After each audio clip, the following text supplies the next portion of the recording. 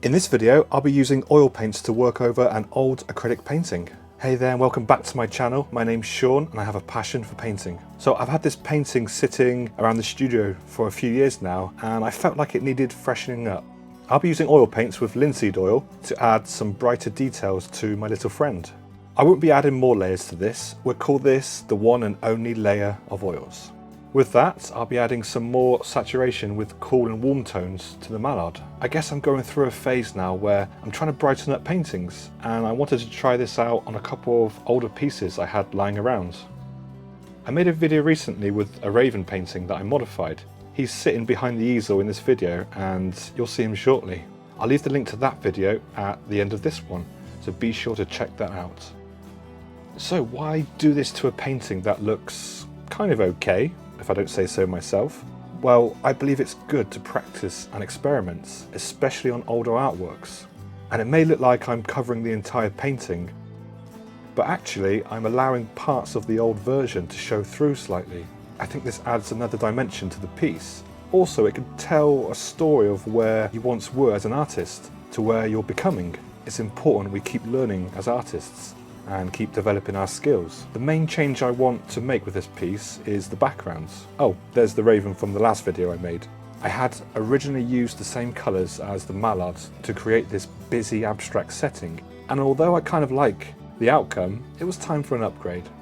So it's a simple case of creating my own purple grey with ultramarine blue, quinacridone magenta, titanium white, and a touch of cadmium yellow, adjusting the dark and light values accordingly. I'm going for some variation, so I use different pressure with the brush, meaning that I don't blend everything out and create one misty blur of paint.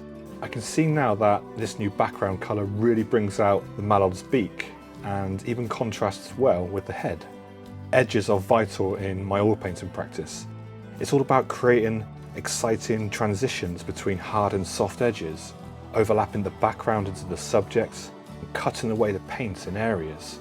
I love that abstract, broken up quality where the world of realism meets abstraction. I just love oils. They feel so much denser than acrylics. I like acrylics, but I find that when I work with them, I overwork the painting because they dry so quickly, allowing for layer upon layer in the same painting session. I don't want to overwork a painting, so oils give me less time to screw up, I guess, because of their slow drying time.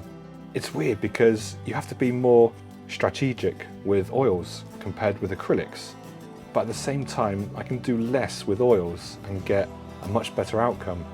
As mentioned earlier, whenever I painted an animal, I would use the same colours to add abstraction around the entire canvas. I thought, and still think, it's pretty cool.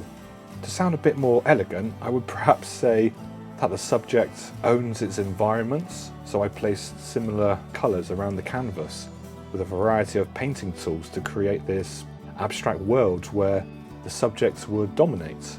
I guess that's a better explanation. Nowadays, I still love to add hints of the subject's colours, just not as much. I guess I just want to keep things simple.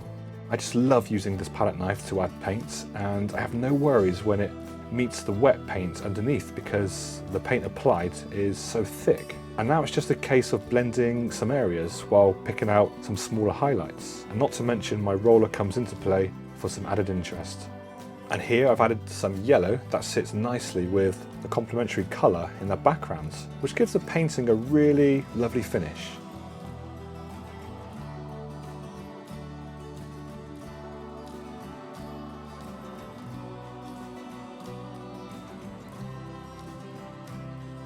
Now it's time for the reveal.